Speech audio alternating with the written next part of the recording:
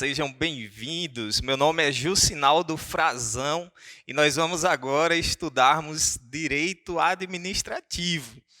Nós estamos vivendo um ano em que o direito administrativo tem sofrido várias alterações. Desde o mês de março, quando o governo federal decretou o estado de pandemia, várias regras foram sendo criadas que mudaram a atividade na administração pública, não só na administração pública, mas em tantos outros setores, em tantas outras áreas do direito. Mas nós estamos estudando aqui para o concurso da Prefeitura de Paulo Afonso, nessa disciplina de Direito Administrativo, e para você, nós vamos aqui destacar os tópicos principais desse conteúdo, que é um conteúdo bem simples de se compreender. O primeiro conteúdo que nós vamos estudar no Direito Administrativo são os princípios, certo? Os princípios básicos da administração pública. Hoje nós temos na administração pública a necessidade de termos pessoas de valores, pessoas honestas, que compreendam qual o real sentido de estar na administração pública. Uma pessoa que sabe o que é certo, o que é o justo, o que é o bom, certo? Uma pessoa proba. Para isso é importante, então, conhecer os princípios básicos da administração. Esses princípios, que são os princípios da administração pública, estão elencados no artigo 37 da Constituição Federal.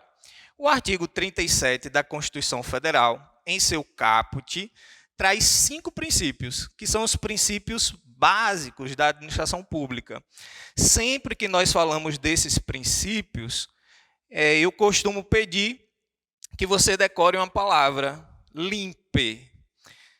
Limpe, certo? Limpe.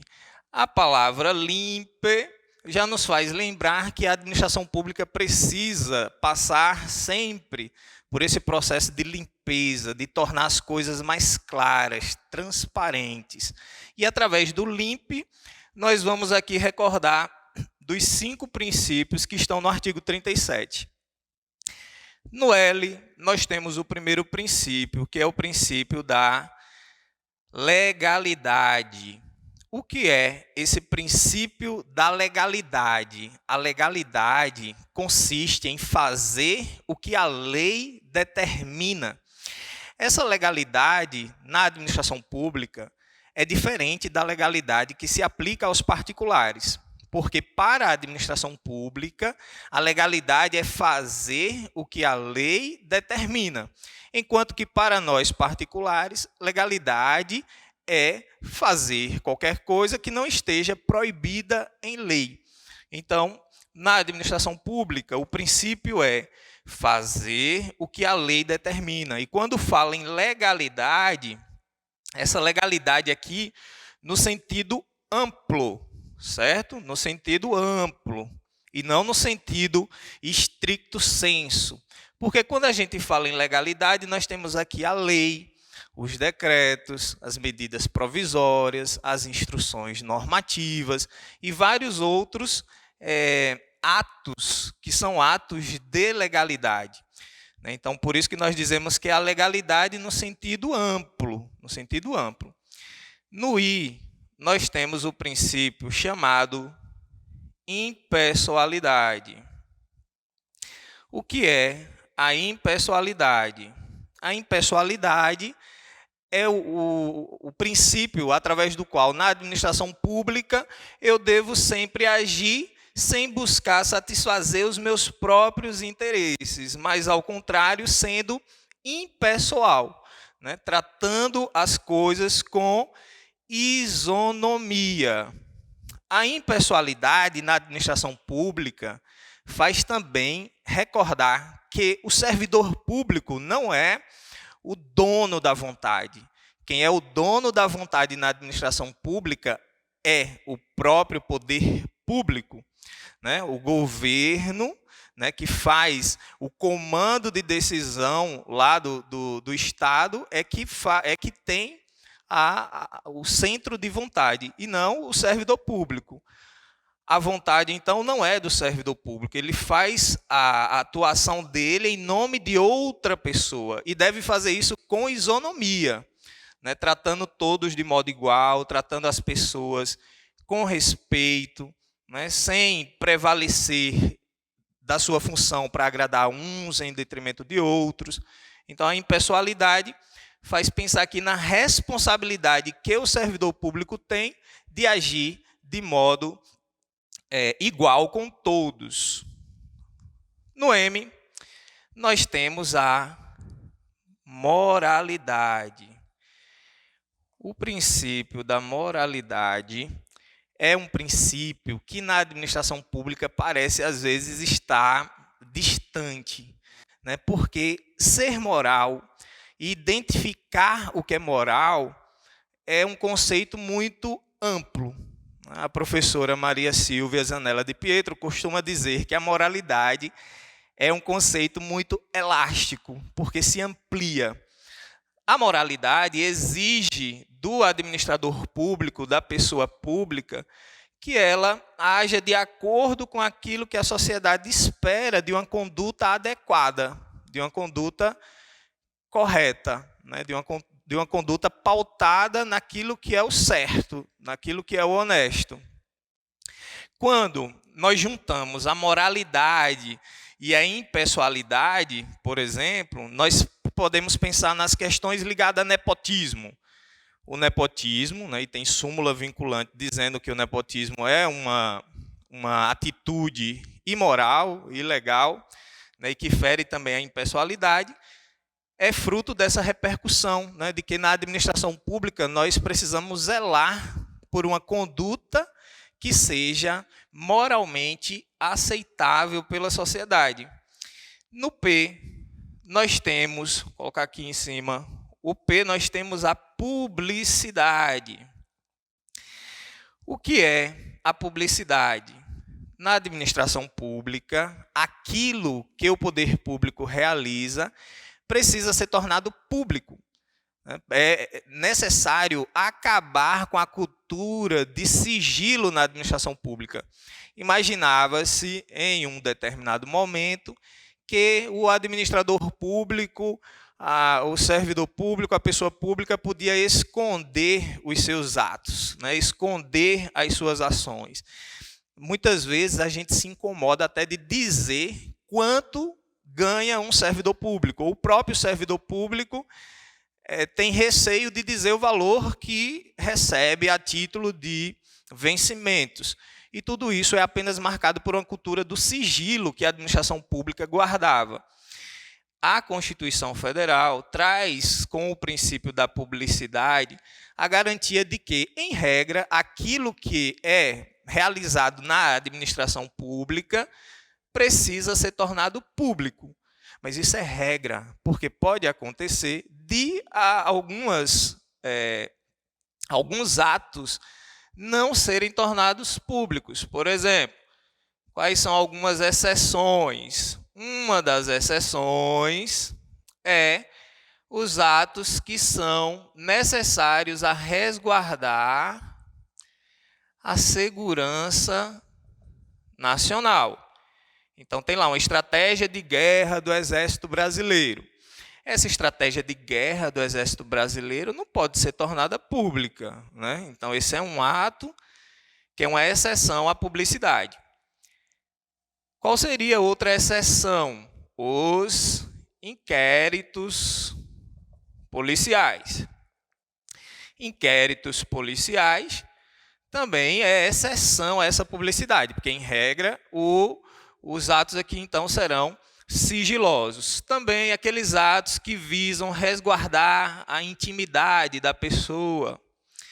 Então, nós temos, como regra, a publicidade e, dentro dela, algumas exceções. Em regra, aquilo que é da administração pública, que é realizado pela administração pública, precisa ser tornado público. Mas existem exceções. Em 1998, com uma emenda constitucional número 19, de 1998, o nosso legislador incluiu mais um princípio. um princípio que é a eficiência. Então, a eficiência é o nosso quinto princípio básico na administração pública, que está lá no artigo 37 da Constituição Federal e que foi inserido 10 anos depois, por meio da Emenda Constitucional número 19, de 1998. A eficiência é o princípio através do qual se exige que a administração pública busque sempre os melhores resultados. Para buscar os melhores resultados, a administração pública precisa zelar pela economia, precisa realizar a sua atividade no tempo oportuno, ou seja, precisa ser célere, e, além disso, precisa fazer o melhor. Então, rendimento, economia e perfeição são as três características da eficiência.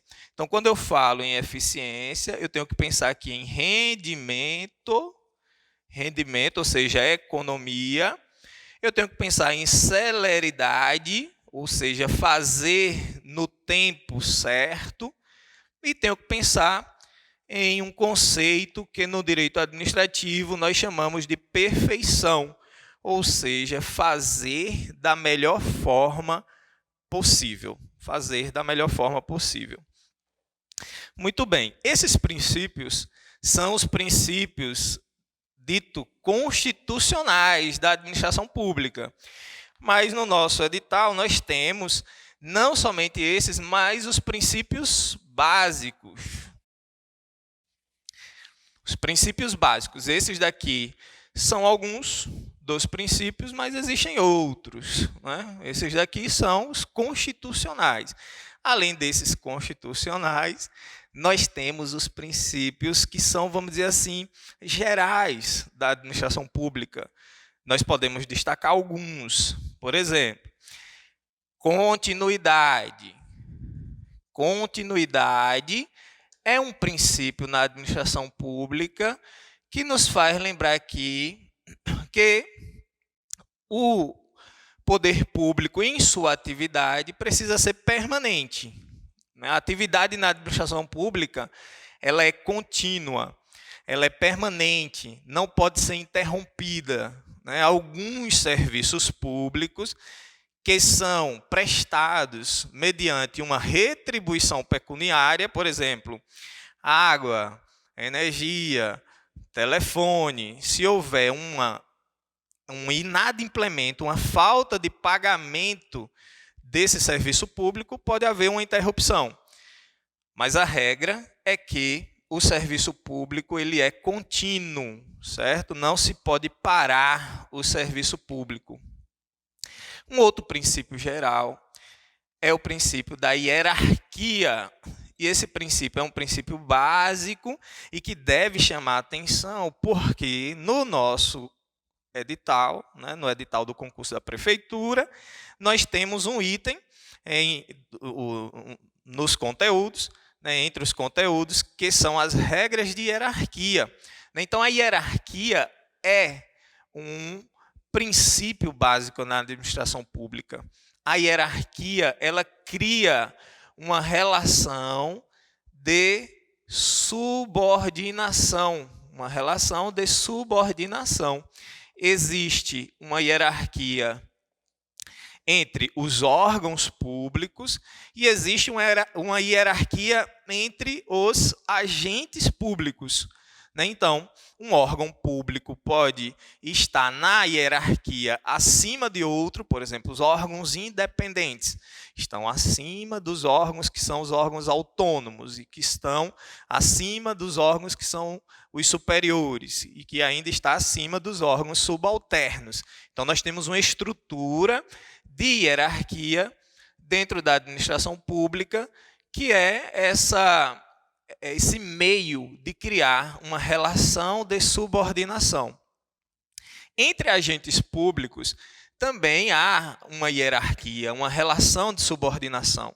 E essa hierarquia é o que possibilita também o controle.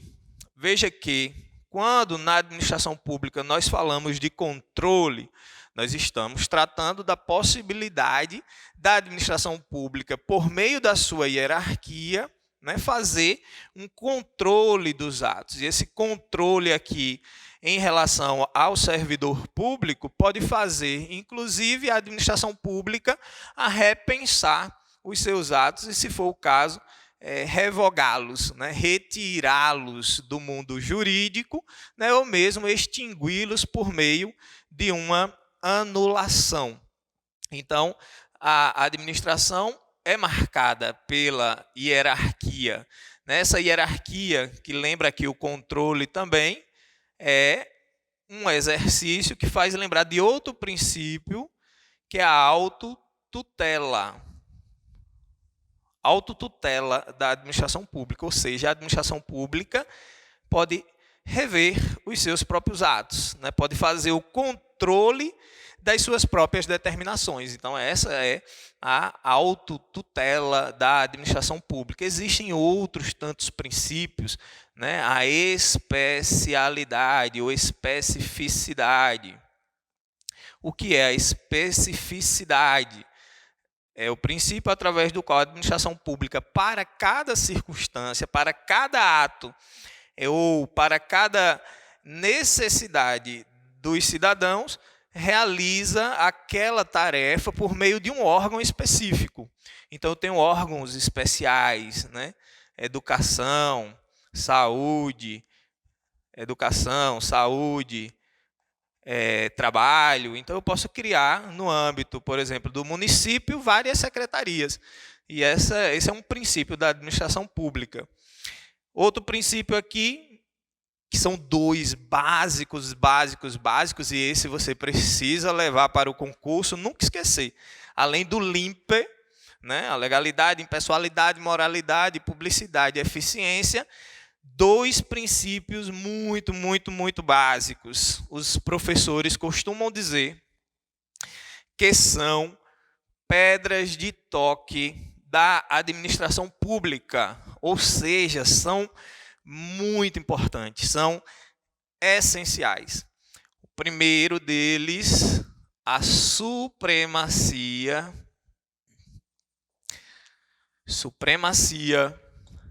do interesse público.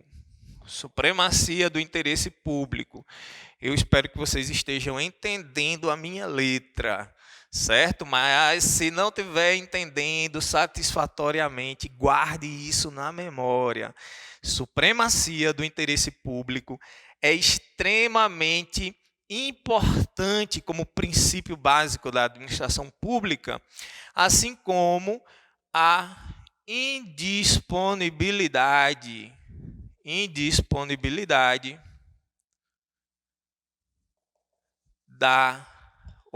do interesse público. Indisponibilidade do interesse público. São dois princípios que são essenciais, são duas pérolas na administração pública. Não existe uma hierarquia entre os princípios. Os princípios, eles estão no mesmo patamar de importância. Mas, se nós tivéssemos que escolher dois princípios que seriam as referências na administração pública, nós teríamos a supremacia do interesse público e a indisponibilidade do interesse público. Ou seja, o interesse público está acima do interesse privado, né? Tem supremacia em relação ao interesse privado, e o interesse público é algo de que eu não posso dispor. Não cabe ao agente público, ao servidor público, seja em qualquer nível de hierarquia, decidir se vai ou não atender o interesse público. O interesse público é algo indisponível. Eu não tenho liberdade de dizer se vou atender ou não o interesse público. É minha obrigação. Então, os senhores, as senhoras, as senhoritas, né, você que vai passar no concurso público, vai ocupar um cargo público, Esse cargo deve ser cumprido atendendo seu interesse público, né? Então, não por liberdade, né, mas por obrigação, é preciso sempre atender o interesse público. Saindo disso aqui, ferindo qualquer princípio desses, o agente público vai estar incorrendo em uma prática que nós chamamos de improbidade. Né? Se fere qualquer um desses princípios, é um ato que enseja a caracterização do que nós chamamos de improbidade. Não apenas praticar corrupção, né? Ou seja, se enriquecer ilicitamente com o cargo público, ou causar prejuízo para a administração pública, causar prejuízo ao erário, mas também ferir esses princípios da administração pública. Quaisquer dos princípios da administração pública vai estar incorrendo em improbidade administrativa. Então, é preciso zelar pela atividade prestada no serviço público, fazer da melhor forma possível, né, a fim de que seja sempre atendido o interesse público e que ele sempre esteja acima do interesse privado. Para ingressar na administração pública, todo mundo vai passar por um filtro. Esse filtro, né, de que cada um vai passar pela administração pública é o que vai tornar possível que as pessoas possam cumprir com a sua tarefa, né, da melhor forma, ou seja, da forma mais correta possível. Então, os senhores estão aqui, passando por esse processo de formação. Muitos de vocês serão aprovados e terão uma bagagem de conteúdo que o edital sugeriu que estudasse, justamente para possibilitar, né, que o servidor público que vai ingressar agora na prefeitura tenha condições de realizar a sua tarefa da melhor forma possível. Quais são esses requisitos para ingressar no cargo público? Aí nós temos as regras que estão nos artigos 37 a 39 da Constituição Federal. Os artigos 37 a 39 são o fundamento mais específico do que nós precisamos para saber quais as regras para ingressar na administração pública, certo? Então, quem está aí assistindo essa aula vai depois pegar esses artigos 37 a 39 na Constituição Federal e fazer uma leitura para reforçar todo esse conteúdo. Aqui nós vamos ver o que é mais importante, o que você não pode deixar de recordar em uma prova, nessa prova para o concurso público. Então, os artigos 37 a 39 da Constituição Federal vai trazer as regras da administração pública. E nessas regras da administração pública, aquilo que nós precisamos saber que é necessário antes de ingressar em um cargo público, né, para fazer o seu serviço atuar da melhor forma possível.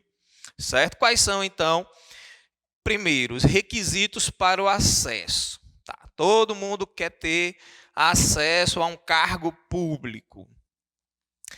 Cargo público, eu quero ter um acesso a um cargo público. Quando eu penso em cargo público, o cargo público é um centro de competência criado por lei, certo? E que vai ser ocupado, em regra, aqui por uma pessoa que é estatutária, ou seja, que vai ter sua regra prevista em uma lei.